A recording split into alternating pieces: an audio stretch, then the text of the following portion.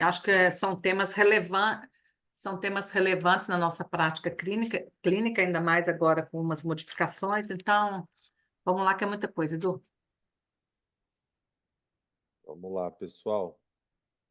Então, a gente vai falar sobre as diretrizes apresentadas no Congresso Europeu de Cardiologia, que tem por hábito sempre publicar as diretrizes concomitantes com o evento, né, diferente dos americanos que fazem normalmente publicações assincrônicas, e eu considero que isso é muito bom, não só porque a gente já se prepara para ler as diretrizes uma vez no ano, né, e elas não ficam distribuídas no decorrer do ano, mas também porque se tem a oportunidade, durante o evento, de ter contato com quem elaborou a diretriz para que as dúvidas sejam tiradas em tempo real. Então, nós tivemos nesse último congresso da Sociedade Europeia de Cardiologia 4 novas diretrizes: a de síndrome coronariana crônica, a de fibrilação atrial, a de doença arterial periférica e a de hipertensão arterial. Então, a gente vai comentar as 4 diretrizes, obviamente não na totalidade.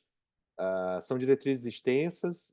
Eu acabei optando não só por uma questão de conflito de interesse, mas também por uma questão de ser a diretriz que gerou mais barulho e mais polêmica, de priorizar de síndrome coronariana crônica, e na sequência falar de doença periférica, fibrilação atrial e, por fim, a de hipertensão, que no meu julgamento foi aquela que teve assim, menos modificações, e eu vou apresentar as principais modificações dessa diretriz. Então, começando com a diretriz de síndrome coronariana crônica, essa foi uma diretriz que manteve essa terminologia de síndrome coronariana crônica, que os americanos não usam a mesma terminologia. O americano fala de doença coronariana crônica. O termo estável ele foi tirado. Então, ambas as sociedades consideram a entidade como crônica, e logo depois que a diretriz foi publicada, curiosamente, as duas sociedades, a American Heart Association e a Sociedade Europeia de Cardiologia, fizeram um posicionamento conjunto para uniformizar o nome dessa síndrome, e o nome ficou Síndrome Isquêmica Miocárdica Não Aguda, SIMNA.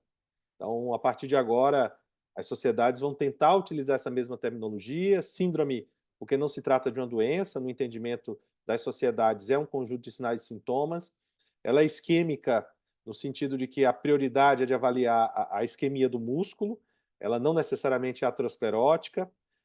Ela é miocárdica, no caso, ela pode até não ser coronariana, porque a gente sabe que você pode ter isquemia sem acometimento coronariano, e ela é não aguda, no sentido de que, mesmo naquele paciente próximo de um evento agudo, mas ainda não após um ano, pode-se aplicar algum conceito dessa diretriz. Então, ao invés de usar o termo crônica, foi optado por usar o termo não aguda, né? Obviamente que isso já gerou uma grande discussão no que seria essa síndrome isquêmica miocárdica não aguda. Imagino que a gente vai usar durante muito tempo, por força do hábito, ainda doença coronariana crônica ou síndrome coronariana crônica. Mas só para trazer para vocês essa atualização na nômina, que é muito recente. Só lembrando para todos, né, o que se considera como a classe de recomendação em nível de evidência. Classe 1, no conceito europeu, é algo recomendado e indicado. Classe 2 é onde existe algum tipo de conflito, sendo 2A aquilo que pode ser considerado, né, onde existe um peso da evidência e da opinião do especialista de que é útil e eficaz. O 2B é aquilo onde o peso da evidência não é bem estabelecido e que, portanto, acaba tendo uma recomendação um pouco mais fraca. É um pouco diferente do conceito americano, que considera um 2B para populações selecionadas, não necessariamente generalizável. E o classe 3 é aquilo que não é recomendado. Os europeus eles não diferenciam classe 3 fútil de classe 3 harmful, ou danoso para o paciente. Então, aqui o classe 3 é aquilo que ou é fútil ou aquilo que causa algum tipo de dano. Nível de evidência A são dados derivados de múltiplos estudos randomizados ou meta-análises. Então, vale lembrar que um estudo só randomizado não é nível de evidência A, é nível de evidência B. Então, isso mudou há não muito tempo. Nível de evidência B é aquilo que vem de um único estudo randomizado ou de grandes estudos não randomizados. E nível de evidência C acaba sendo aquilo baseado ou em pequenos estudos, ou estudos retrospectivos, ou registro, ou opinião de especialista. Então, todas as diretrizes elas se baseiam nesse conceito. Esse é um conceito que vem sendo usado aí há pelo menos uns 5 anos, sem grande modificação. Então, a diretriz de síndrome coronariana crônica ela já começa falando um pouco do que ele entende, que compreende essa síndrome. Então é bem curioso o que eles entendem por síndrome coronariana crônica. Por exemplo, pacientes assintomáticos com alterações em testes funcionais, eles consideram que já têm a síndrome. Pacientes com equivalente de angina sem DAC obstrutiva, eles consideram como síndrome coronariana crônica, mesmo que não tenha DAC obstrutiva. Daí o conceito da síndrome. Então não é obrigado ter obstrução coronariana para ter uma síndrome coronariana crônica. Pacientes com DAC obstrutiva, obviamente, tem. Aqueles pacientes após síndrome coronariana aguda, angioplastia ou cirurgia, já numa fase estabilizada, também são considerados como síndrome coronariana crônica, e aqueles acaba sendo o espectro mais grave da doença, com disfunção ventricular ou insuficiência cardíaca de origem isquêmica. Então, eles entendem que compreende uma série de indivíduos, e da mesma forma, a tentativa da diretriz é não se restringir à coronariopatia obstrutiva por etiologia aterosclerótica. Então, assim como a última diretriz americana, essa diretriz, no final dela, ela foca bem em INOCA e ANOCA, angina ou isquemia sem coronariopatia obstrutiva, que é algo muitas vezes difícil de diagnosticar, subdiagnosticado, subtratado, mas que ambas as diretrizes têm focado bastante nesse tema. Então, se entende que você pode ter isquemia por mecanismos epicárdicos ou microvasculares. Dos epicárdicos, a aterosclerose acaba sendo o mais comum, mas vale a pena lembrar as etiologias não ateroscleróticas, ponte miocárdica, aneurismas coronarianos, hematoma intramural, espasmo coronariano e microvascular, aqueles pacientes de fato com a própria a doença microvascular, aqueles com rarefação capilar, aqueles com fibrose perivascular ou infiltração, ou seja, qualquer tipo de acometimento miocárdico microvascular também está dentro do contexto etiológico da síndrome coronariana crônica. Então, hoje, a síndrome coronariana crônica virou um grande guarda-chuva que envolve etiologias ateroscleróticas ou não. O que a diretriz considera como abordagem inicial desse paciente, obviamente que eu vou falar para vocês aquilo que eu considerei mais relevante, mas depois de uma abordagem com exame clínico, uma história, caracterização da dor, mas vejam vocês que além dos testes convencionais, LDL colesterol, um hemograma completo, incluindo hemoglobina, creatinina e uma avaliação metabólica, pelo menos com status glicêmico e glicada, vejam vocês que aqui entrou uma novidade, que foi como recomendação 2A, a dosagem de PCR ultrassensível ou fibrinogênio como recomendação para estabelecer a risco cardiovascular dessa população. Isso é uma novidade, porque a PCR ultrassensível, tradicionalmente, ela era utilizada como reclassificador de risco nas populações com probabilidade ou risco intermediário. Ela não era usada para quem já tinha doença estabelecida, e aqui ela entra nesse conceito do risco residual inflamatório. O paciente já com doença estabelecida, você pede a PCR para entender se esse paciente está ou não sobre risco inflamatório aumentado. Ainda não temos, além da colchicina, nenhuma terapia aprovada para esse fim, mas a gente imagina que no futuro, com as novas drogas que estão sendo testadas nesse cenário, essa PCR também vai ser útil para alocação para esses tratamentos, caso essas terapias se confirmem nos estudos de fase 3. Mas já existe aqui uma recomendação de uso da PCR num cenário diferente daquele que a gente é habituado. E o fibrinogênio, que, como eu já mostrei em algumas aulas que vocês devem ter visto, é um preditor de regressão de aterosclerose. Então, quando ele está baixo, ele é um dos preditores de que aquela placa pode regredir, mas do ponto de vista de conduta, a gente não usa ele para tomada de decisão. Então, ele acaba tendo um valor prognóstico, né, um marcador de mais alto risco, mas, de fato, nós não temos condutas tomadas a partir de valores plasmáticos de fibrinogênio, mas ele está recomendado aqui como marcador de risco cardiovascular nessa população. O principal sintoma guia da investigação da síndrome coronariana crônica continua sendo a angina e a dispneia. Mas os europeus, assim como os americanos, eles se desfizeram daquela caracterização de angina típica, atípica e não anginosa, que é uma caracterização com compromisso histórico, como eu sempre brinco. Você dizer que o paciente tem angina típica não quer dizer que ele tem obstrução coronariana, só quer dizer que a dor que ele tem é semelhante à descrição original do Eberden, no final do século XVIII. Então, é um compromisso histórico, é uma angina de Eberden, mas não quer dizer que a etiologia é isquêmica. E os americanos, já desde 2021, que não usam essa caracterização de angina típica, atípica ou não anginosa. Eles, vejam vocês, avaliam as características da angina e trabalham em termos de maior ou menor probabilidade de você ter uma síndrome coronariana crônica, em termos de qualidade, localização, duração. qual é o gatilho e a forma de melhora. Então, dores, como a gente sempre sabe, de grande duração, em repouso, que melhora com antiácido tomando leite, uma dor empontada, ventilatório dependente, ela reduz a probabilidade de síndrome coronariana crônica, enquanto dor em aperto, duração 5 a 10 minutos, queimação, constrictiva, os esforços acabam aumentando essa probabilidade. Vocês vão ver que isso vai ser usado numa pontuação específica para determinar a probabilidade de doença. A dispneia, da mesma forma, características da dispneia, principalmente aos esforços, elas aumentam a probabilidade de síndrome coronariana crônica. Então, mais uma vez, houve aqui uma modificação conceitual, porque os europeus, até a última versão da diretriz, continuavam usando essa caracterização de típica, atípica e não anginosa. E esse é o novo modelo de avaliação de probabilidade pré-teste da doença obstrutiva. Eu vou ser honesto com vocês que eu fiquei um pouco desapontado, eu esperava que essa diretriz ela caminhasse mais em direção à Inglaterra, uma coisa mais nice, onde a angiotomo seria um método inicial de investigação, por exemplo, ou preferível, alguma coisa assim, e a probabilidade pré-teste ela pudesse ser abandonada.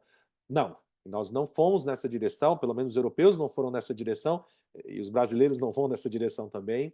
E aqui continua aquela avaliação de probabilidade pré-teste. E uma coisa que me incomodou um pouco aqui é que ela ficou mais complexa do que a anterior.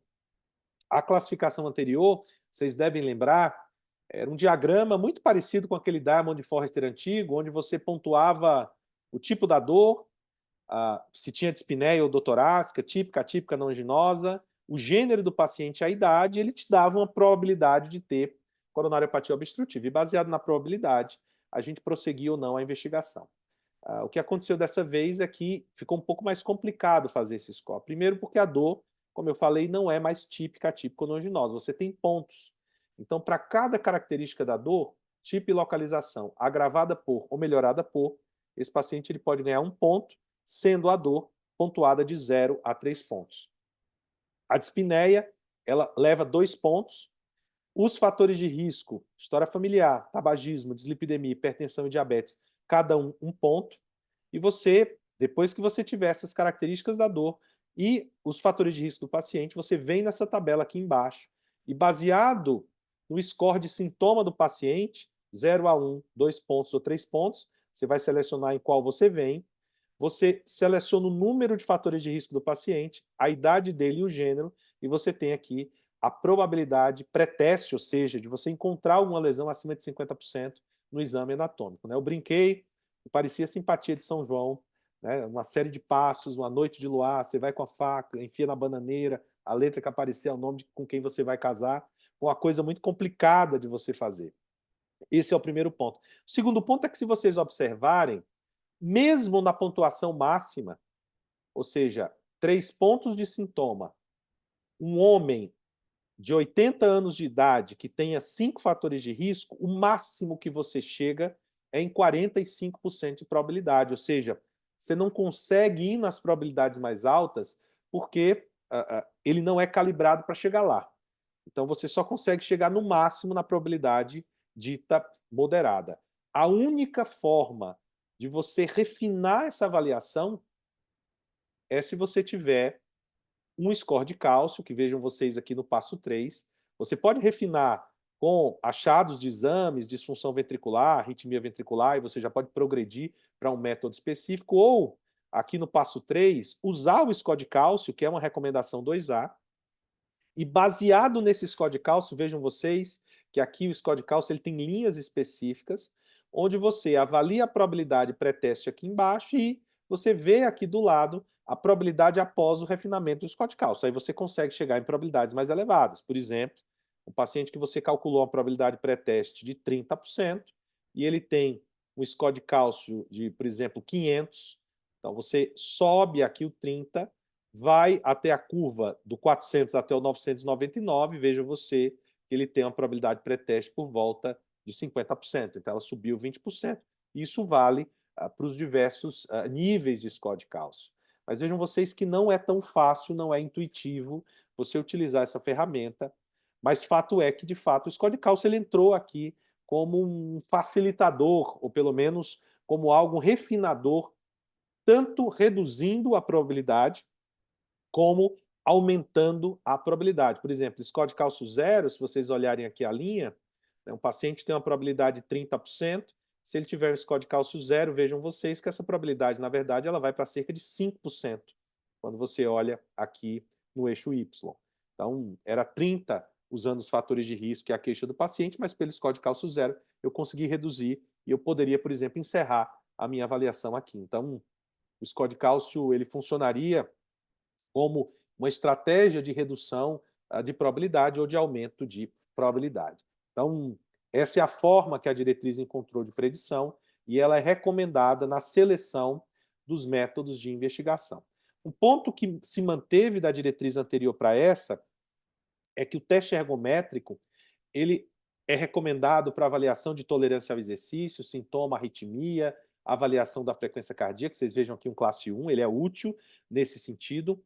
Mas vejam vocês que tem como classe 3, ele não é recomendado não só para pacientes para diagnóstico de doença coronariana, se você tem depressão, né, alterações de eletro que dificultem a sua interpretação, ou ele também não é recomendado como método, por exemplo, para descartar a doença coronariana, se você tem métodos com imagem e angiotomografia de coronária disponível.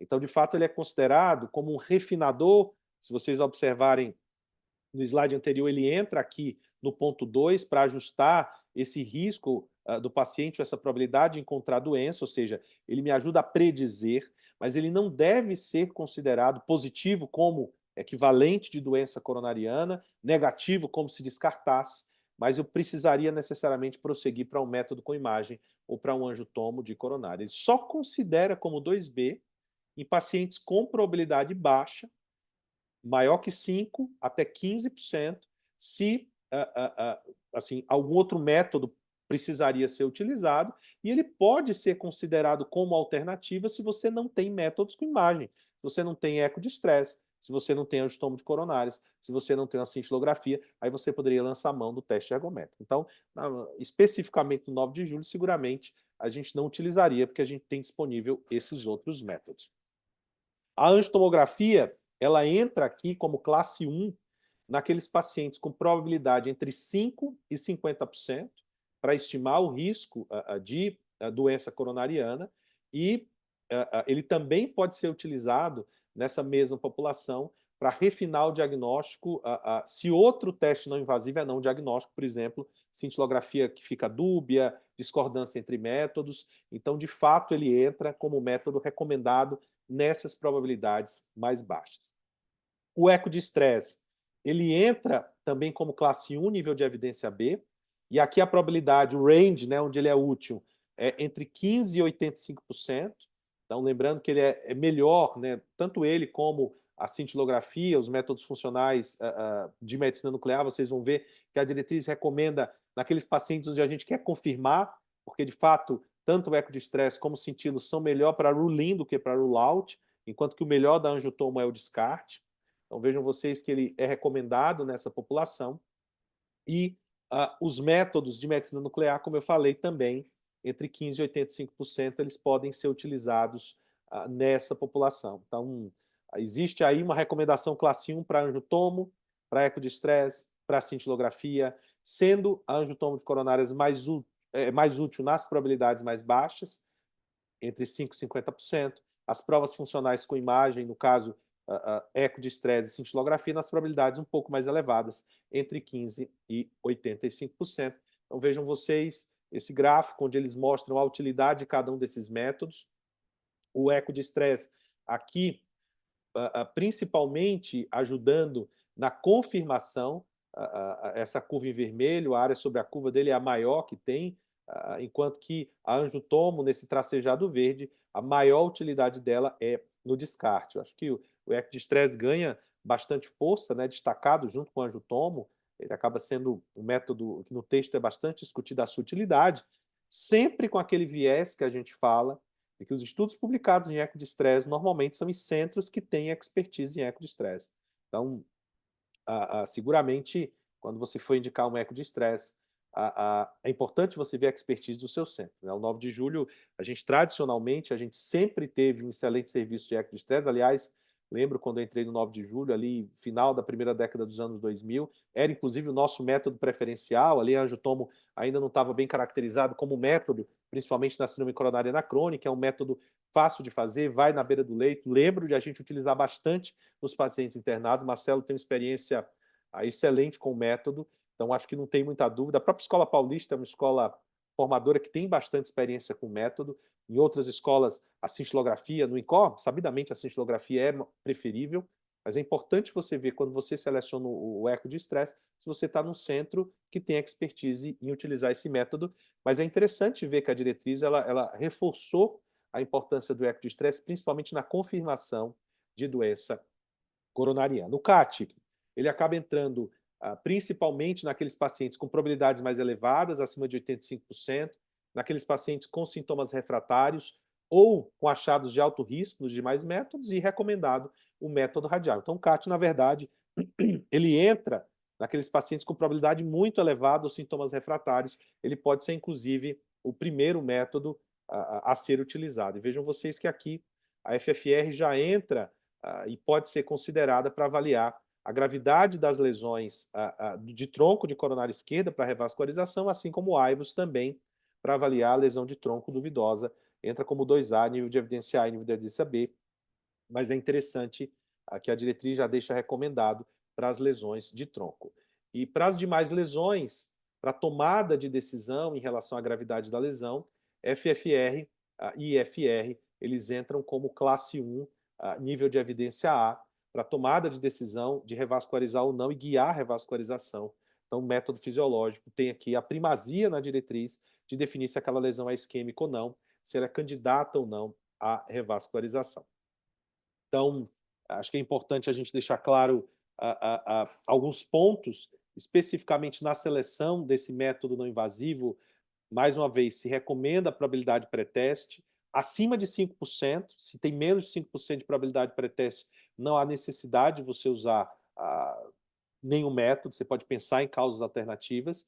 Entre 5% e 50%, angiotomo é recomendada, então é importante deixar isso. E entre 15% e 85% os métodos funcionais é importante, e os métodos funcionais também são recomendados se a angiotomo ela deixa dúvida na gravidade funcional de alguma lesão, que é uma coisa que a gente acaba fazendo, né? Deixa a lesão moderada na angiotomografia, pode-se pedir uma cintilografia ou um eco de estresse para ver se aquela lesão se associa ou não à isquemia. Não necessariamente você precisa prosseguir para um CAT com FFR nessa situação. Aqui um diagrama explicando mais ou menos o que a diretriz entende que deve ser o método utilizado, baseado nas probabilidades.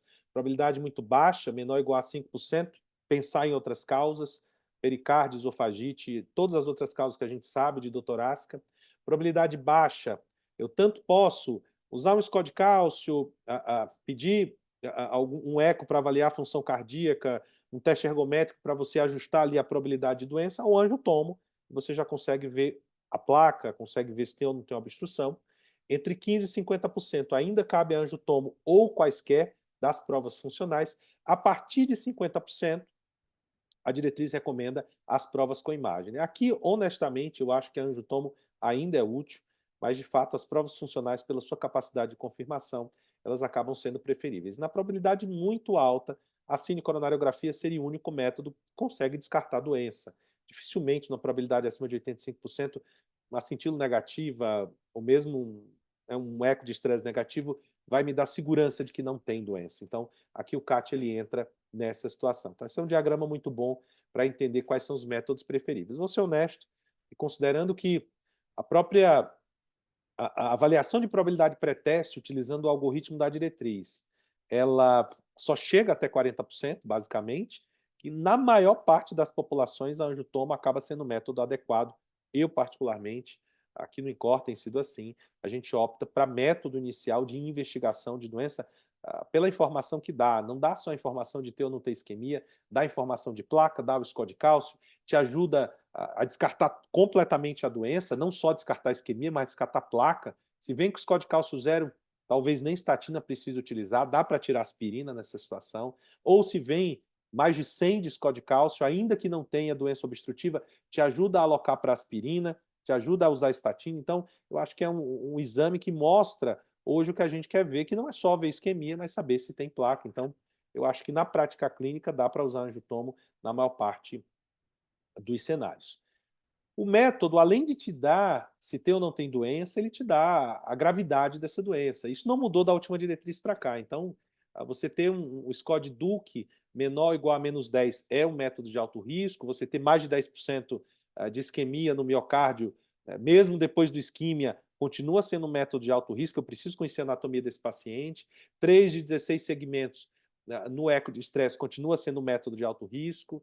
2 de 16, né, o 4 de 32 segmentos na ressonância com perfusão, alto risco, e um angiotomo com lesão de tronco acima de 50%, doença triarterial com lesões acima de 70%, ou incluindo DA proximal, ou se tiver disponível FFRCT, qualquer lesão menor ou igual a 0,8, ele considera como um angiotomo de alto risco. Então, levar em consideração que esses pacientes têm que ser considerados como alto risco, têm que ser ponderados eventualmente para cinecoronariografia e eventualmente, no caso de prova funcional para angiotomo, para conhecer a anatomia e avaliar a indicação de revascularização. Então, isso é o que a gente chama de estratificação. Então, não é só fazer o diagnóstico, é estabelecer estratos de risco. Aqui, nessa população, a gente está normalmente diante de pacientes com mais de 5% de taxa de evento ano. Então, precisa refletir em cima da indicação de revascularização. E nesses pacientes com alto risco, normalmente, a cinecoronariografia com uso da FFR ela pode ser útil na tomada de decisão de revascularizar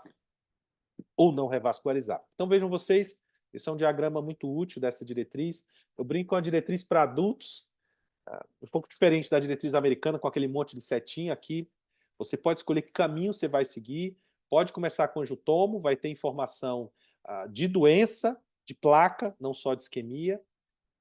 Pode escolher um método de imagem, vai ter informação principalmente de isquemia. Pode começar com CAT, principalmente naqueles pacientes muito sintomáticos, com angina limitante ou com disfunção ventricular. E vejam vocês que, nesses casos, eu sou refém da minha escolha. Então, eu escolhi angiotomo, eu posso encontrar uma DAC de alto risco e ter que ir para o CAT. Ou eu posso ter dúvida na lesão e ir para o método funcional. Se eu escolho o método funcional, né, eu posso ter dúvida se aquele é um falso positivo, posso precisar de angiotomo. Se vem com isquemia grave, eu posso progredir para o CAT. Então, vejam vocês que, na verdade, são escolhas que nós fazemos. A diretriz ela não tem aquele monte de setinha, é você escolher com qual fluxo você se sente mais confortável de tomar a decisão e aquilo que o seu centro comporta em termos de tecnologia. Então, eu vejo que, por exemplo, no 9 de julho, dá para a gente caminhar tanto usando eco de estresse ou a medicina nuclear ou angiotomografia. Mais uma vez, eu particularmente sou muito simpático, como o que muitos sabem, em usar angiotomo como método inicial de investigação e estratificação.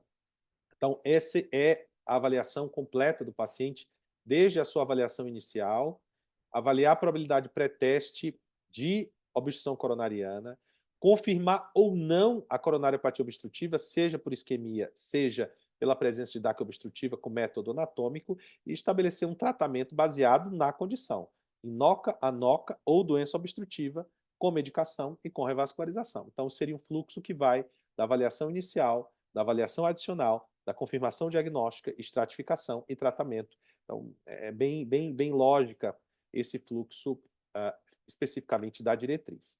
Feito o diagnóstico, a gente passa...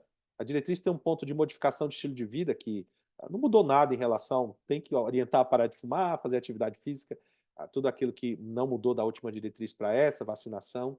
Mas em relação à medicação, alguns pontos que eu acho que são interessantes para a gente tratar.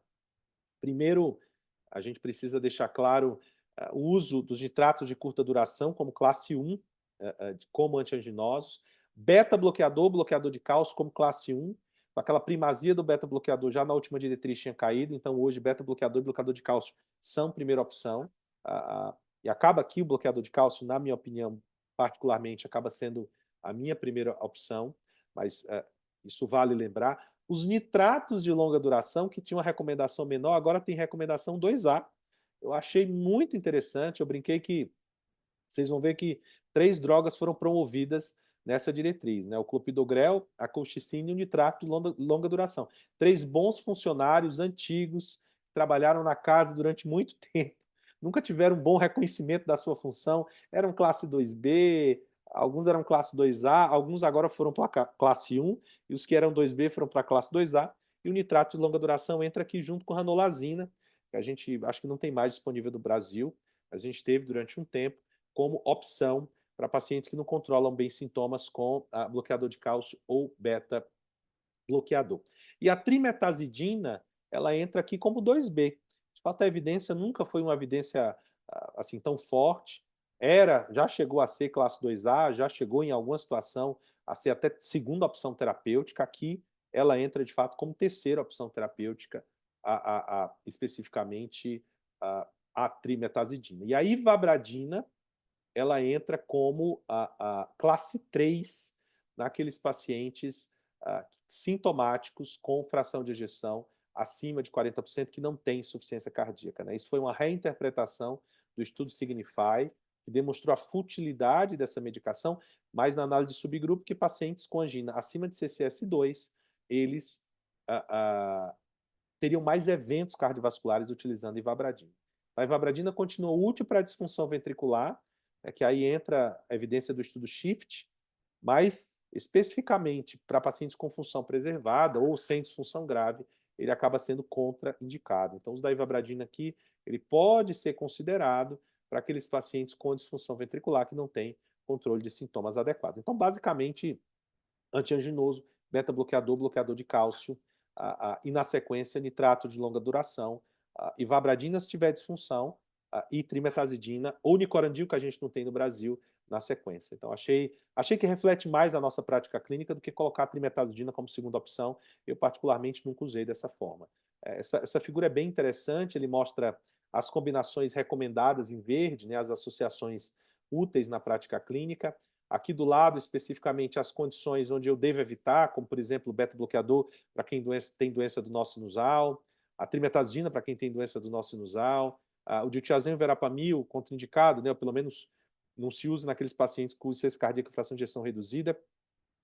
Combinação não recomendada, que seria de diltiazem verapamil com ivabradina, que isso não é recomendado, e várias possíveis combinações. Também fica aí para o clínico optar em relação a para onde ele vai caminhar. Agora, em relação às medicações de redução de eventos cardiovasculares, também tivemos novidades, né? A aspirina, ela continua como classe 1, nível de evidência A, para aqueles pacientes com infarto prévio ou angioplastia prévia, mas o clopidogrel, ele entra também como classe 1, nível de evidência A, nessa mesma população. Então, aquilo que a gente viu no estudo CAPRI lá atrás, que recentemente foi demonstrado no estudo HOST-EXAM, também para pacientes com infarto prévio, angioplastia prévia, aqui não é aquele paciente com doença coronariana sem infarto, é aquele que já infartou. Aquele que já angioplastou, eu posso optar ou por aspirina ou por clopidogrel. E a gente sabe de evidências recentes que o clopidogrel ele promove uma redução adicional de eventos cardiovasculares sem aumento de sangramento e tem sido preferido em alguns posicionamentos. Então, achei interessante essa promoção do clopidogrel, acaba sendo uma opção para os nossos pacientes. Para aqueles submetidos à cirurgia, aspirina ainda é recomendado, até pela evidência muito maior de aspirina do que de clopidogrel. E naqueles pacientes sem infarto prévio ou revascularização, a aspirina ela é recomendada. Então, aquele paciente fez angiotomo, não teve infarto, tem lesão obstrutiva, tem DAC documentado, obstrução acima de 50%, usa aspirina, a evidência é melhor. Mas no paciente com infarto prévio, aspirina ou clopidogrel. E adição de um segundo antitrombótico, naqueles pacientes com alto risco isquêmico e baixo risco de sangramento, como recomendação 2A. E vai aterosclerose precoce, acelerada, presença de diabetes mellitus, doença multiarterial, pacientes com doença polivascular, com doenças reumatológicas, tem uma tabela grande desses pacientes com alto risco trombótico, onde você poderia ou estender DAPT ou associar rivaroxabana dose vascular. Aqui está um pouco, aqui é para pacientes pós-angioplastia, mas reflete um pouco de como seria essa tomada de decisão. O primeiro ponto é acessar o risco de sangramento. Se não tem alto risco de sangramento pós-angioplastia, vejam vocês que seria um ADAPT de 6 meses de aspirina mais clopidogrel e, na sequência, ou aspirina ou clopidogrel com a mesma evidência. Para pacientes que não têm alto risco isquêmico, ele coloca a opção de 1 a 3 meses de DAPT, ainda muito tímida, né? O posicionamento europeu de 2022 foi muito mais ousado em colocar como essa a via preferida. Aqui ele coloca como opção antecipar para 1 a 3 meses ou manter 6 meses e, na sequência, aspirina ou clopidogrel. Naqueles com alto risco isquêmico, você poderia usar aspirina ou clopidogrel por 6 meses ou pensando que o risco isquêmico é alto, mesmo sendo angioplastia letiva, dá ticagrelol prasugrel, que é uma opção, a gente vê muito isso na prática clínica. Não é errado, não é classe 3, é 2B. Veja se de fato o paciente não tem alto risco de sangramento. E na sequência, terminado o período da DAPT, eu posso prosseguir a DAPT com aspirina e clopidogrel, aspirina e ticagrelol, ou aspirina e prasugrel, ou ivaroxabana dose vascular, bem estabelecido para aqueles pacientes com doença polivascular, associação com doença carotídea periférica, ou monoterapia com ticagrelol, acaba sendo uma opção. Para aqueles com alto risco de sangramento, 1 a 3 meses de DAPT apenas, com clopidogrel e, na sequência, aspirina ou clopidogrel. Então, acho que tem aqui uma série de opções que a gente pode utilizar, mas acho que fica claro para todo mundo que a intensificação dessas terapias se dá naqueles com baixo risco de sangramento e as monoterapias no alto risco de sangramento. Inibidores de SGLT2 e agonistas de GLP-1, eles continuam com a mesma indicação da diretriz de 2023 de diabetes, 1A para ambos, e aqui entrou uma recomendação nova baseada no SELECT, que pacientes com obesidade ou sobrepeso e IMC a partir de 27, sem diabetes, a semaglutida, ela entra na dose de 2,4, com evidência de redução de mortalidade cardiovascular, infarto ou AVC, como estratégia de redução de risco residual e não como estratégia de redução de peso, até porque o benefício se deu a despeito da perda de peso. Então, aqui fica claro a evidência do SELECT nessa população. Então, acaba sendo útil no nosso arsenal terapêutico. E a colchicina foi promovida, a gente sabe ontem da publicação do estudo com colchicina negativo, mas obviamente a diretriz foi antes, mas aqui entra como recomendação 2A, era 2B, para a população no cenário de prevenção secundária. A diretriz não deixa muito claro o que a gente, quando entrar com colchicina, mas ela coloca e deixa o clínico definir. Basicamente, na prática clínica, eu tenho usado PCR, se acima de 2 eu considero entrar com colchicina, apesar dos estudos com colchicina não terem usado PCR, como opinião de especialista, vários têm se posicionado nesse sentido. Bom, saindo do tratamento medicamentoso, a gente chega naquilo que talvez tenha sido a parte mais polêmica da diretriz, que foi as indicações de revascularização. Os europeus sempre foram super conservadores em indicar revascularização, enquanto os americanos sempre foram mais liberais. E dessa vez, sem nada de novo que surgiu nos últimos 3 anos, considerando a publicação do Ischemia ali, 2020, houve uma reinterpretação de estudos antigos. Aliás, essa diretriz, né, um dos questionamentos que fizeram, né, para o comitê que elaborou a diretriz foi por que tantas modificações sem tantos estudos novos nesse cenário? E eles foram muito honestos em dizer que, na verdade, era uma questão de interpretação. É a posição desse comitê. Então, essa diretriz ela não reflete que surgiu tanta coisa nova nos últimos anos para mudar, por exemplo, a recomendação de revascularização. Eles vão citar o MAS2, a publicação de mais de 10 anos, que demonstrou redução de mortalidade cardiovascular. Eles vão citar uma série de estudos de 5 anos atrás. O clopidogrel ele foi promovido utilizando o estudo CAPRI, que é uma publicação do final da década de 90. Então, eles de fato revisaram as evidências dos últimos anos e é um comitê diferente do comitê de 2019. Então, a gente precisa entender também que a diretriz ela não reflete necessariamente a evidência mais recente. Ela reflete quem faz a diretriz. E às vezes você tem um comitê mais liberal, às vezes você tem um comitê mais conservador, e seguramente em relação à revascularização, esse grupo é um grupo mais liberal na indicação de revascularização. Então, a gente vai ver aqui algumas modificações. A primeira delas é o HARTIM, que aqui ganha, eu brinco, né, uma posição de destaque, inclusive para casos difíceis, casos onde a angioplastia e cirurgia ficam muito próximas, o HARTIM decide, ele ganha classe 1 de recomendação, né, com nível de evidência C, como opinião de especialista. O HARTIM, ele pode ser chamado, inclusive, para tomar decisões difíceis de recomendações 2B, e na diretriz americana, inclusive, recomendações dúbias em relação à evidência, às vezes até algum classe 3 ali, onde a gente não tem evidência, é o HARTIM que decide. Então, houve aí um certo empoderamento desse HARTIM na tomada de decisões difíceis e, obviamente, sempre priorizando o benefício do paciente. Então, essas decisões elas têm que ser compartilhadas por esse HARTIM e a indicação de revascularização ela é indicada, aí vem para aqueles pacientes com fração de ejeção acima de 35%, em pacientes com lesão de tronco de coronária esquerda, para melhora de sobrevida, aqui não tem novidade nenhuma, né? Lesão importante de tronco já era indicação. ela é indicada para aqueles com fração de ejeção acima de 35%, para pacientes com doença triarterial significante, para redução de mortalidade cardiovascular, infarto do miocárdio. Essa indicação ela não existia.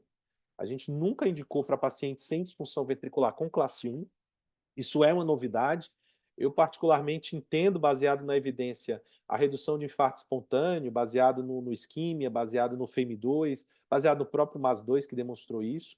Mas em relação à mortalidade cardiovascular, se usou uma meta-análise um pouco complicada em termos metodológicos, meta-análise do Navarese, meta-análise super polêmica, mas é o que está na diretriz. Então, hoje, está indicado pelos europeus, mesmo sem disfunção ventricular, com fração de ejeção de 35%, para triarteriais, e aqui fica importante o que tem na diretriz, com lesões funcionalmente importantes. Então, é um triarterial que tem documentação de isquemia, o FFR menor do que 0,8, nessas lesões, para redução de morte cardiovascular e redução de infarto. E pacientes acima de 35% de fração de ejeção, com doença em DA proximal, ele coloca classe 1, nível de evidência B. Os americanos rebaixaram para 2B a indicação da DA proximal baseada na subanálise de isquímia. Os europeus continuaram mantendo como classe 1 a presença de DA proximal. Então, uma divergência aí de duas sociedades.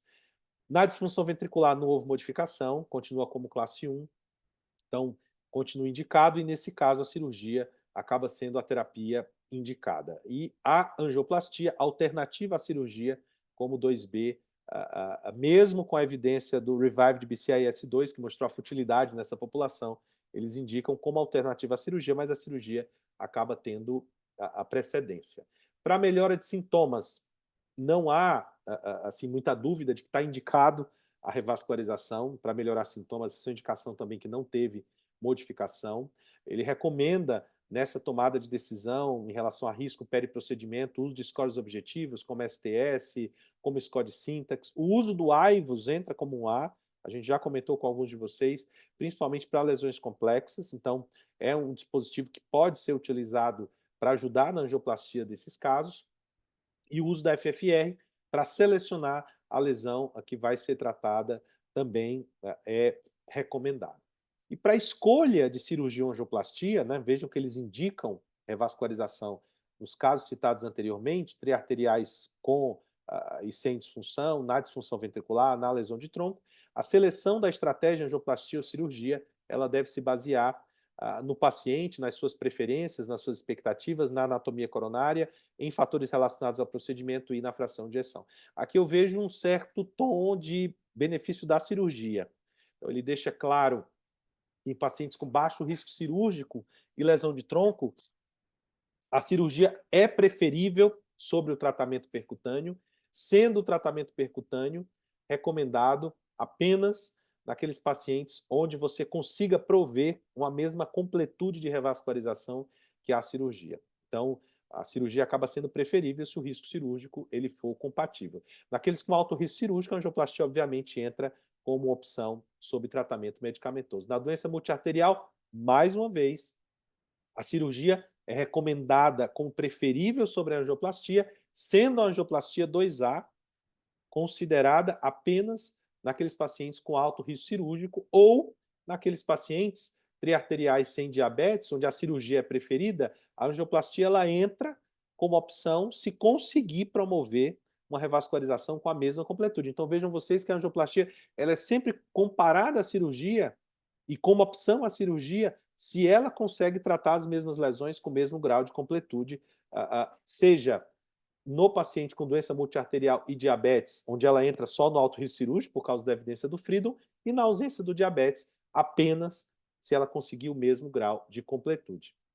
Na doença uni ou biarterial envolvendo DA proximal, tanto cirurgia como angioplastia, elas são recomendadas, e, mais uma vez, a angioplastia ela acaba sendo uma opção nesses pacientes, sendo a cirurgia recomendada para reduzir taxas de revascularizações adicionais. Para aqueles pacientes uni ou biarteriais que não têm DA proximal, vejam vocês que aqui a angioplastia é o único cenário onde ela é preferível, para não colocar duas safenas no território não DA, mas vejam aqui como cirurgia não tem classe 3, né? Mesmo nesse paciente uniarterial, imagina um paciente com 90% de lesão na CD, e supondo que seja difícil de tratar, vejam vocês que, nesse caso, eu poderia indicar uma cirurgia para melhora sintomática, ou seja, abrir o peito do paciente para fazer uma safena CD, se fosse recusado pela terapia percutânea, como 2B, nível de evidência C. Mas o único cenário onde a angioplastia ela entra como preferível é esse cenário do uni ou biarterial. Então, esse talvez tenha sido o ponto mais polêmico, né? Eu vou tentar correr aqui por conta do tempo, nem sei se vai dar tempo para apresentar tudo, isso é uma diretriz que gerou bastante discussão, mas vejam vocês que essas foram as modificações recentes na indicação de revascularização. Inoca e Anoka, como eu falei, tiveram um espaço especial nessa diretriz, né, mostrando a DACA obstrutiva como a ponta do iceberg, mas vejam vocês, a maior proporção dos pacientes que têm angina não tem coronariopatia obstrutiva.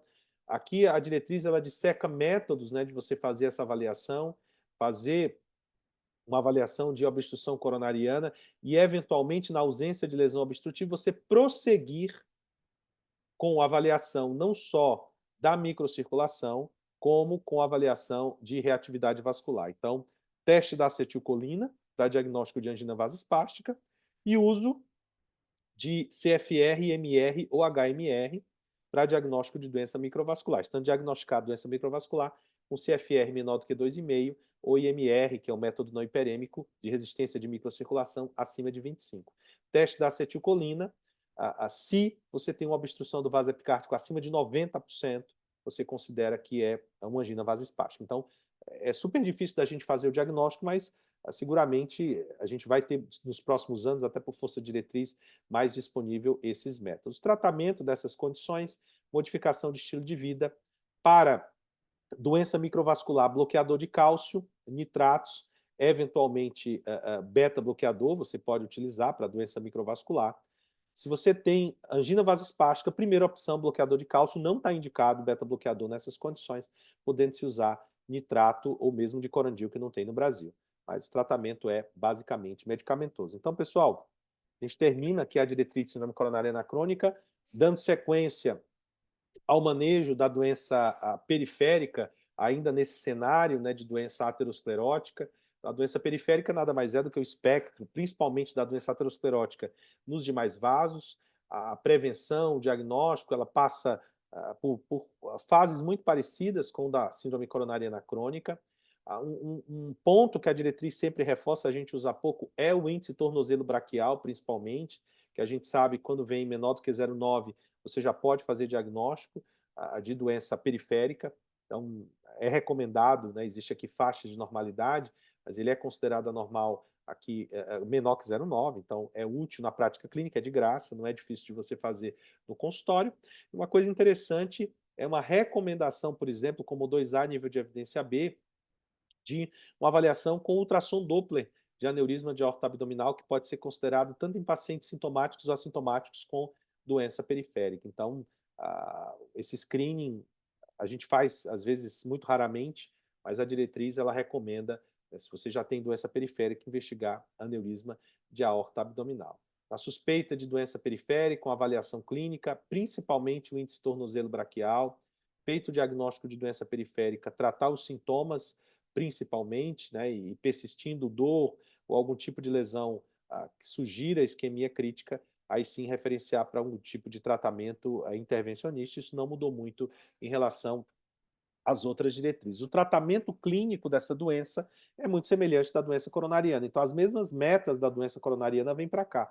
LDL colesterol menor do que 55, aqui no Brasil, menor do que 50, e uso de inibidor de PCSK9, inclisiran ou ezetimibe para atingir essas metas. Então, eles são muito claros em relação ao tratamento medicamentoso, que é muito parecido com o tratamento medicamentoso da doença coronariana. O uso de treinamento, né, de atividade física para melhora sintomática é recomendado, como 2A, pelo menos 3 vezes por semana, de duração de pelo menos 30 minutos. Um programa de duração de pelo menos 12 semanas deve ser considerado como 2A. E terapia antitrombótica, e aqui bem estabelecido como 2A, uma evidência até melhor do que na doença coronariana, rivaroxabana dose vascular mais aspirina, se você não tem alto risco de sangramento. E com pacientes após revascularização, essa recomendação é a mesma. E mesmo para assintomáticos, você pode usar aspirina. É interessante porque doença periférica, a gente sempre tratou a doença periférica sintomática. Aqui entra como 2B nível de evidência a possibilidade, nos pacientes diabéticos com doença periférica, de você entrar com aspirina. Então, esses são os esquemas antitrombóticos da doença periférica. Se você tem uma apresentação de não alto risco do membro, né, ou seja, nenhuma isquemia crítica, um antiplaquetário único, que pode ser aspirina ou clopidogrel. Nas apresentações de mais alto risco, sem alto risco de sangramento ou pacientes com comorbidades, uso de chamada inibição de via dupla, rivaroxabana, dose vascular 2.000, 2 vezes mais aspirina. Em pacientes que necessitam de anticoagulação, só o anticoagulante, né? Acho que isso é importante, bem como, aqui muito claro, a revascularização na doença periférica em assintomáticos, obviamente, ela não é recomendada, né? Ele faz algumas recomendações em relação a stents eluído por drogas. Em algumas situações, ele coloca a revascularização cirúrgica como também indicada para esses pacientes, principalmente se é disponível uma veia autóloga e o risco cirúrgico for baixo. Então, essa é uma decisão com evidência até um pouco menor do que na síndrome coronariana anacrônica. E aqui os alvos terapêuticos são muito parecidos com o da síndrome coronariana crônica para a doença periférica, né? Glicada menor que 7, LDL menor que 55, MC entre 20 e 25. Acho que não tem muita dúvida em relação a isso. Nas revascularizações, também muito parecido com o da síndrome coronariana crônica. Veja você que se o paciente não tem anticoagulação de longo prazo, e o risco cirúrgico não é alto, ele usa aquele esquema do Voyager, né? Uma situação até diferente da coronária, onde você faz aspirina, clopidogrel e rivaroxabana dose vascular por um mês. E depois você deixa rivaroxabana dose vascular mais aspirina. Se você tem alto risco de sangramento, só adapte de 1 a 3 meses e depois monoterapia com antiplaquetário. Agora, se o risco cirúrgico se o paciente precisa de anticoagulação e o risco cirúrgico é elevado, só anticoagulante. Se ele precisa de anticoagulação e o risco de sangramento não é elevado, você pode deixar um antiagregante com anticoagulação de 1 a 3 meses e depois só o anticoagulante. A lógica aqui é que a anticoagulação ela tem precedência e o máximo que eu vou deixar é um antiagregante associado a esse anticoagulante só naqueles pacientes que não têm alto risco de sangramento. Mas eu acho que a grande novidade aqui talvez seja a evidência do Voyager, né, com estratégia bem agressiva, né, de uma terapia tripla para aqueles pacientes que não têm alto risco de sangramento, que não têm indicação de anticoagulação. E para a carótida, que a gente acaba pegando na nossa prática clínica, achei muito interessante essa recomendação de revascularização, que é sempre tão difícil, no paciente assintomático, tanto para lesões menores que 60%, como para lesões já ocluídas, né, oclusão assintomática, não está indicado revascularização, é classe 3, só o tratamento medicamentoso, e para aquelas obstruções intermediárias, entre 60 e 99, tratamento medicamentoso é classe 1 e a revascularização é 2B. Não é uma evidência tão clara e precisa convocar um vascular team ou neurologista, avaliar características de placa para fazer essa indicação. Nos sintomáticos, vejam vocês que a indicação só é classe 1 nas obstruções entre 70% e 99%. Entre 50% e 69% ela é 2A e, mais uma vez, nos extremos ela não está indicada. Nem para aqueles com lesão menor que 50%, nem daqueles já com oclusão carotídea. Revascularização entra aqui como classe 3, né? Uma coisa talvez até contraintuitiva, mas aqui a evidência da indicação de revascularização ela acaba sendo menor do que, por exemplo, na revascularização coronariana. Seguindo na fibrilação atrial, e agora eu vou falar menos dessas duas diretrizes, porque teve poucas modificações, acho que a grande modificação da FA foi no sistema de abordagem desse paciente, né? A gente estava acostumado com o chamado ABC e agora mudou para CARE. Mudou para uma avaliação centrada no paciente, onde você avalia comorbidades e manejo de fatores de risco, evitar AVC e tromboembolismo, reduzir sintomas pelo controle de frequência ou de ritmo e uma evolução do segmento desse paciente, né? Essa figura, de fato, é uma figura que praticamente resume toda a diretriz. Então, vejam vocês que na avaliação de comorbidade, importância grande dos controles de fatores associados relacionados à hipertensão, à insuficiência cardíaca, perda de peso, cirurgia bariátrica, manejo da apneia obstrutiva do sono, atividade física, redução da ingesta de álcool, bem como identificar outros fatores associados à fibrilação atrial para que você consiga controlar adequadamente a arritmia. Em evitar AVC e tromboembolismo, começar a anticoagulação é classe 1, e aqui teve talvez a grande novidade da diretriz, o nosso CHADES, que virou CHADES-VASC, agora virou CHADES-VA, o chamado sex category, né? O gênero, antigamente era anticoagulação em homens, CHADES-VASC a partir de 2, mulheres a partir de 3, o sexo feminino ele não é mais considerado aqui. CHADES-VA, acima de, ou a partir de 2, igual ou maior que 2, já é indicação classe 1.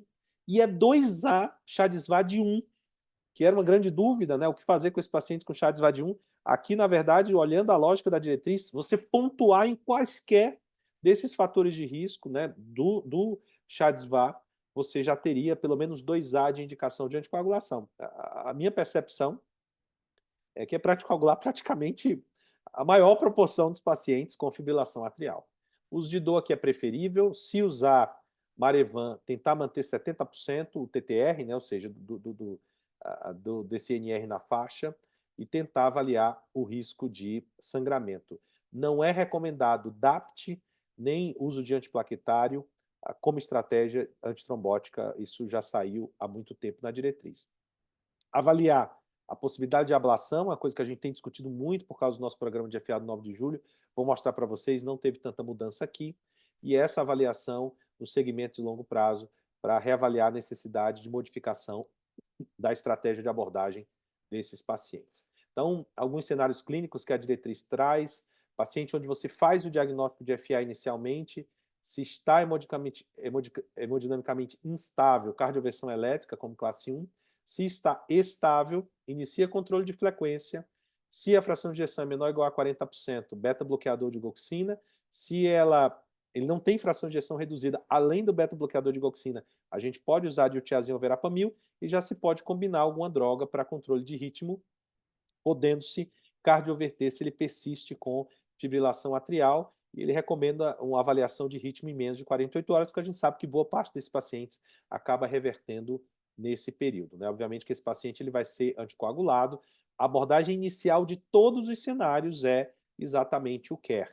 Então, para todos os pacientes com FA, você faz um CARE, avalia comorbidade, anticoagulação e avalia a possibilidade de controle de frequência ou de ritmo. Para pacientes com FA paroxística, eu não vou me deter aqui nas entrelinhas, mas eu queria trazer para vocês o contexto de que depois do CARE e depois de uma avaliação de controle de ritmo ou frequência com drogas, vejam vocês que a partir daqui eu já consigo manter o paciente apenas nas drogas, como a amiodarona, como classe 1, ou a ablação por catéter também é classe 1 como primeira opção. Ela mantém-se classe 1, se o paciente não tolera a medicação, mas você já pode oferecer droga ou ablação, dividindo com o paciente essa decisão no controle de ritmo dessa população.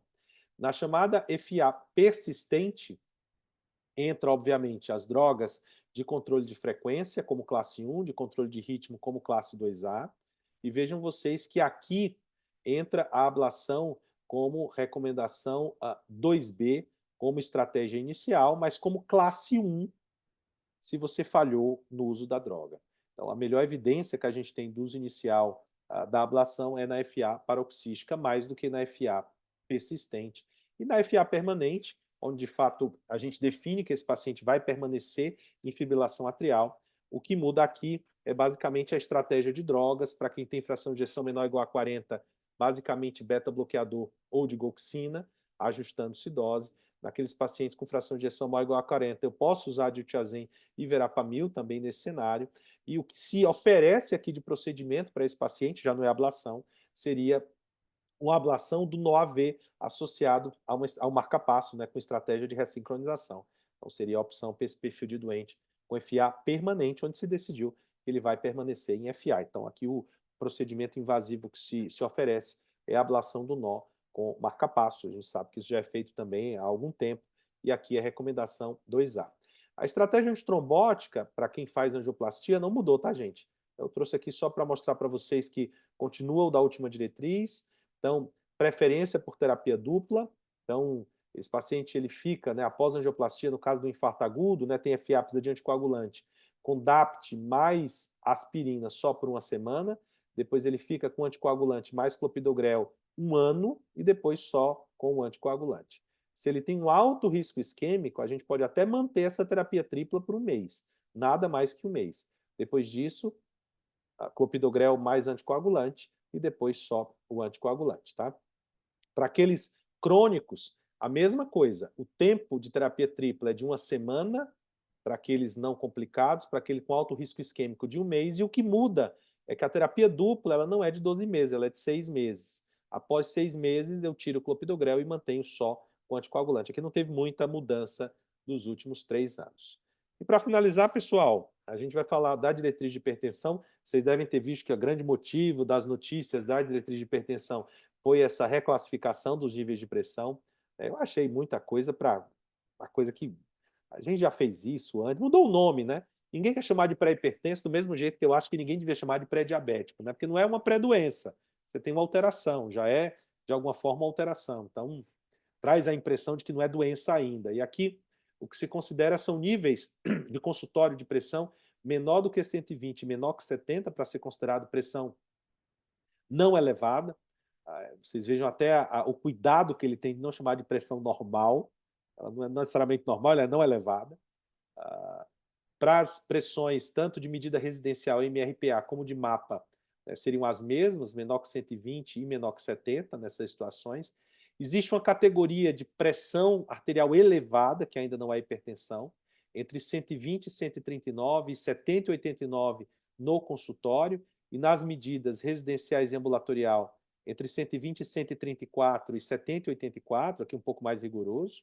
E a hipertensão, de fato, ela vai se caracterizar a partir de 14/9 no consultório e a partir de 135/85 nas mapas e na MRPA. Então, essa é a nova classificação. Então, o indivíduo ali que fica no meio do caminho, ele não é pré-hipertenso, ele tem uma pressão arterial elevada.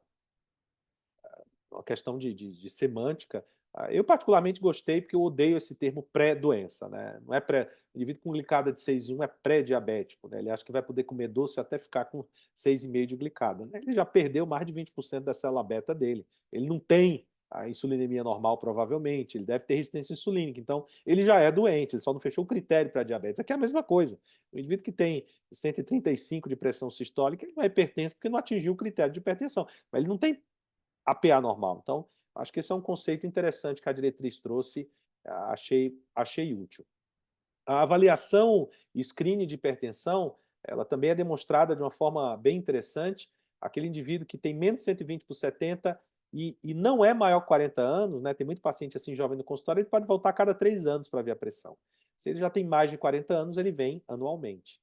Aqueles indivíduos com pressão elevada, mas que não são hipertensos, têm que passar por uma avaliação de risco cardiovascular. Se não tem nenhum critério de alto risco cardiovascular, também retorno anual. Se tem critério de alto risco cardiovascular, tentar confirmar a alteração de pressão, seja por mapa ou MRPA.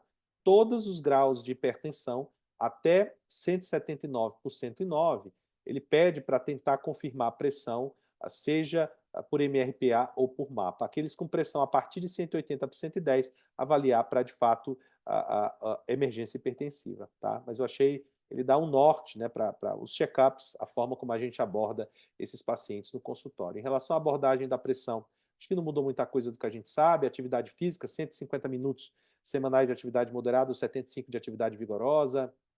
Evitar estilo de vida sedentário, atividade isométrica, né, um treinamento aqui de baixa a moderada intensidade, traz algumas dicas aqui em relação à atividade física, em relação à dieta, medidas não farmacológicas, melhorar a atividade física, aumentar a ingesta de potássio, melhorar o peso e controlar a dieta, reduzir o sal, reduzir a ingesta de álcool e não fumar, isso também não tem nenhuma novidade. Em relação ao tratamento, eu achei que também não teve tanta novidade, só lembrando que a monoterapia inicial diferente um pouco da dislipidemia, que a gente começa com estatina, depois adiciona uma segunda droga. Aqui, a preferência é começar já com terapia combinada, né, com baixa dose de terapia combinada de IECA-BRA ou bloqueador de cálcio diurético, como classe 1. Se o paciente ele não controla usar baixa dose de terapia tripla. Então, esse é um conceito na hipertensão que já tem alguns anos. Ao invés de esgotar a dose de uma droga, você usa doses mais baixas de combinações de medicações, e aqui ficaria IECA, BRA, bloqueador de cálcio e diurético. Se não controla, aí você aumenta a dose e usa a dose máxima tolerada dessas medicações. Se ainda assim, com as 3 classes principais, classe 1, dose máxima, você não controla, referencia para a clínica de hipertensão, avalie a aderência ou adicione espironolactona aqui como opção, tá? Uma medicação só pode ser considerada monoterapia ou naqueles pacientes com PA elevada, mas que não tem hipertensão, aquele valor entre 120 por 70 a 139 por 89, pacientes com fragilidade, né, idosos de moderada a grave fragilidade ou com hipotensão ortostática sintomática, ou aqueles octogenários a partir de 85 anos, dá para dar uma droga só.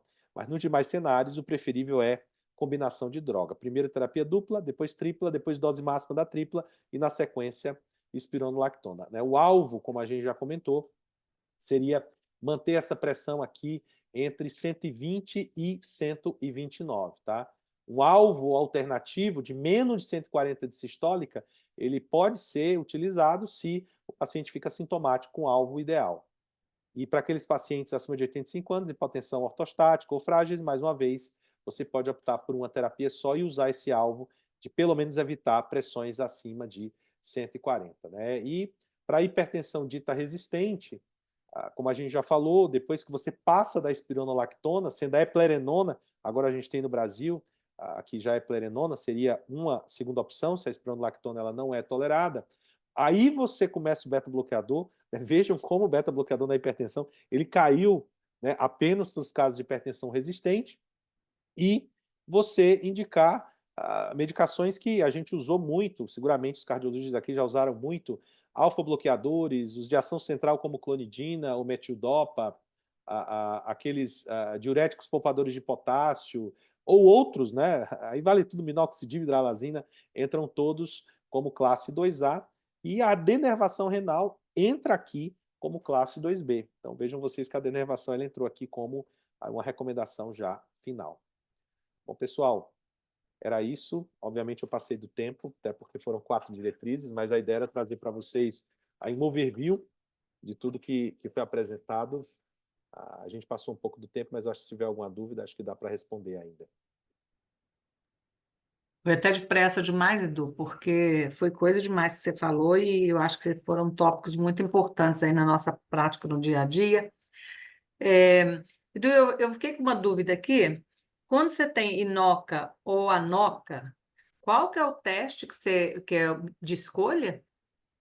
Bia, o correto seria você, paciente com angina ou com isquemia documentada, faz um CAT. Se não tem lesão obstrutiva ou se tem lesão que você suspeita, passou FFR e ela vem acima de 0,8, ou seja, não é isquêmica, o correto seria você prosseguir com a CFR, que seria você jogar, fazer hiperemia, fazer adenosina e ver o quanto que você aumenta de fluxo, e aí tem que vir acima de 2,5, ou seja, a coronária tem que aumentar mais de 2,5 vezes fluxo para eu considerar a microcirculação normal, ou usar um catéter, que normalmente a gente não tem disponível, de ver direto a resistência da microcirculação, que é chamado IMR. E aí, na presença de um IMR acima de 25, eu considero que tem doença de microcirculação. Se você não documenta a doença de microcirculação, você faz o teste da acetilcolina, onde você avalia se a coronária ela reduz mais de 90% do calibre dela no teste da acetilcolina, que aí seria um teste positivo para angina vasoespástica. Normalmente, Bia, não são disponíveis esses métodos, você precisa estar em sala para tomar essa decisão, porque na maior parte das vezes o paciente sai de sala com CAT normal, dificilmente você vai indicar um novo CAT para esse paciente só para fazer esses métodos. A minha sugestão, apesar da diretriz preferir os métodos invasivos, é você usar, por exemplo, os métodos de medicina nuclear, né? O PET, teoricamente, você consegue fazer uma CFR, a ressonância também, você consegue fazer uma reserva de fluxo coronariano. Eu, na prática clínica, acabo utilizando esses métodos como alternativa, mas o que a diretriz recomenda são os métodos invasivos. Agora, o que muda, né, Bia? Por que a gente não vai tão além, né? Você viu o tratamento dessas condições? No fim, você vai fazer o diagnóstico, né? Teve um estudo grande chamado Córmica que mostrou que assim, que melhora a qualidade de vida do paciente porque você faz um diagnóstico mais preciso.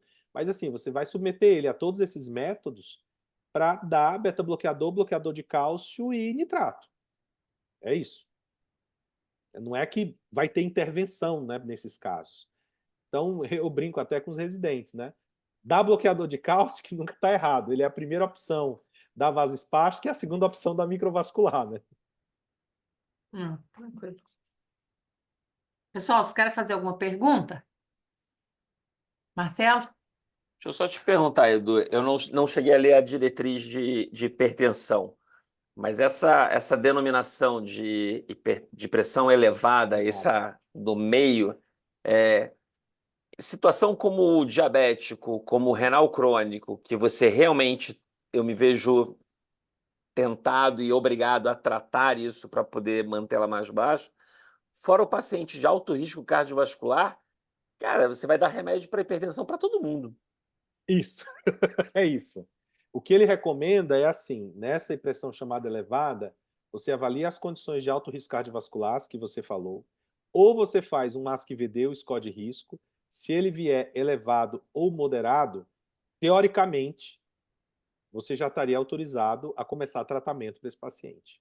Só se de fato ele for puramente uma alteração do número da pressão, não for diabético, não for renal, não tiver nenhum outro achado de alto risco, eu peço para ele voltar 1 ano depois. Aí é retorno anual, tá? Porque senão você já pode começar o tratamento. Então, a grande verdade é que para a média dos nossos pacientes, e vamos combinar, normalmente quem tem esses valores é acima de 40 anos e já tem outras comorbidades associadas, né? Dificilmente você vai encontrar assim nos consultórios um hipertenso puro. Esse paciente ele vai sair com medicação. Então, hoje o que eu vejo é uma tendência de tratar todo paciente com pressão acima de 120 por 70. O duro vai ser a tolerância à medicação, né? Só quem já usou medicação sabe como não é fácil utilizar nesses níveis, né? E tem uma coisa que você falou naquela parte da estratificação do paciente com doença isquêmica, né? Realmente a angiotomografia ela possibilita você tratar melhor esse doente com aspirina, com estatina, coisa que as provas funcionais não vão fazer. Então, hoje em dia, na minha opinião, eu acho que eu seguiria muito mais essa nova recomendação dos pacientes de risco moderado e baixo fazer angiotomo, porque aí efetivamente você muda o tratamento desse paciente. O que eu acho, Marcelo, eu conversei muito quando eu estive na Inglaterra agora, né, junto com o pessoal lá do sistema inglês, e eles seguem a diretriz do NICE, e para eles é angiotomo para todo mundo que tem doutorástico como método inicial. A prova funcional ela entra nas dúvidas. E eu comentei com eles nessa discrepância da diretriz europeia, e eles falaram o seguinte, e eles têm razão, a diretriz europeia ela cuida de muitos países. A gente fala de Europa, né? A gente lembra da Espanha, lembra da Alemanha, né? Lembra da Inglaterra, mas não lembra da Albânia, da Turquia, não lembra de alguns países do norte da África que fazem parte da diretriz europeia. Então, não é fácil uma diretriz dizer faça um angiotomo. Não é um método disponível. Então, o que eu entendo é que a diretriz ela continua mantendo cintilografia, até aceitando o teste ergométrico, porque a Europa em si, ela tem países desenvolvidos em desenvolvimento. E força de diretriz vale em termos de políticas de saúde e pagamento, né? Imagina se eu faço um classe 1 para angiotomo para todo mundo, né? Vai ser um problema, eu posso quebrar alguns países.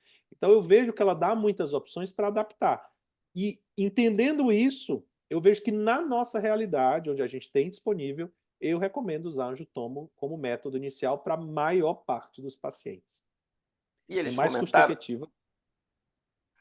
Termina. É mais custo-efetiva, vai ver o que eu quero ver e ainda me ajuda na tomada de decisão de manter ou suspender medicação, coisa que a prova funcional é engraçada. Se ela vem positivo, me ajuda. Se ela vem negativa, eu brinco, não dá bônus.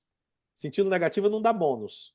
Eu tomo com score de cálcio 0, dá bônus. Eu posso, inclusive, tirar aspirina se o paciente não for diabético. E comentou-se alguma coisa de se e quando repetir? Não se falou de quando repetir, né? Isso está mais na diretriz de prevenção, mas aí já está assim, até relativamente estabelecido que se tem score de cálcio 0, você pode repetir ali a cada 5 anos, 5 a 10 anos, normalmente é o que se faz, não menos de 3 anos, mesmo em populações diabéticas. Se o score de cálcio é diferente de 0 e o paciente já tem lesão coronariana, só se justifica repetir se ele recorre sintoma. Então, se ele recorre sintoma, ele tem lesão não obstrutiva ou obstrutiva, aí os americanos se posicionam, os europeus não se posicionaram em relação a isso. Eu poderia repetir para ver se progrediu ou não lesão. E uma coisa que eu senti falta, Marcelo, que só os europeus se posicionavam é pós-revascularização. Fez cirurgia, fez angioplastia, de quanto em quanto tempo repete os métodos. Os Mas isso não europeus, tinha ficado definido que não fazia? os americanos colocaram classe 3. 3. Os europeus, em 2018, na última de revascularização, eles colocavam 2B nível de evidência C, a cada 3 a 5 anos você podia pedir ou um método funcional ou angiotomografia. Dessa vez eles não se posicionaram. Então, teoricamente, na Europa, assim, você continua podendo pedir se você entende que pode ter progredido lesão, como screening, né, em assintomático. Mas eles não têm uma posição oficial dando um classe 3. Nos Estados Unidos é classe 3. Eu sou simpático, tá? Eu queria confessar aqui, eu sou um dos poucos, talvez, simpáticos a isso. Eu acho que não pedir exige um nível de cuidado muito alto, é uma grande responsabilidade. Os pacientes de consultório, eu até peço menos, mas às vezes aquele paciente que volta a cada ano, paciente do SUS, de novo, né? Volta quando tiver sintoma ou cair fração de injeção. Tá bom, esse paciente precisa ter acesso, né? Então, se você dá o seu WhatsApp para ele, se ele tem um telefone no seu consultório, é fácil você dizer, não, vamos repetir o método só quando a gente entender que precisa repetir. Mas e o paciente que às vezes não tem acesso? Esse cara, às vezes, não tem como vir na sua instituição. Se ele tiver dor, ele vai no pronto-socorro do lado da casa dele. Então, eu acho interessante para esses doentes onde a gente não tem um segmento tão regular, eu particularmente, sou simpático a entender se ele fechou ponte, se não fechou ponte, se restenoso, se não restenoso estente, ou se tem isquemia residual, tá? Eu acho bem interessante a gente entender se aquele paciente já está numa fase de falência da revascularização ou não. Até porque os estudos que demonstraram a futilidade desses métodos cá entre nós, né? O estudo pós-PCI, o cara da angioplastia até o final do segmento tinha 6 consultas em 2 anos. É bastante consulta, é mais do que a gente tem no SUS. Então, não dá para pegar a realidade desse estudo e aplicar no nosso dia a dia, né? Muito bom, Eduardo. Muito bom mesmo. Alguém tem alguma pergunta, gente? Não, então tá bom. O mês que vem a gente vai fazer a reunião, vai ser a última do ano. A gente vai falar sobre FOP e estão todos convidados. E aí depois da de novembro, não, depois da de dezembro, só em fevereiro. Só em fevereiro. Então tá. Obrigado, Um abraço, pessoal. gente. Boa Tchau, noite para todo tchau. mundo. Tchau, tchau. Tchau.